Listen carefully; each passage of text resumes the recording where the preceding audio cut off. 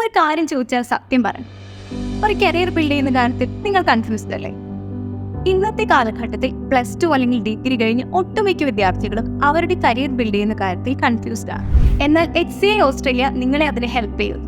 Nursing health care രംഗത്ത് നിങ്ങളെ കൈപിടിച്ചുയർത്താൻ ഞങ്ങളുണ്ട്.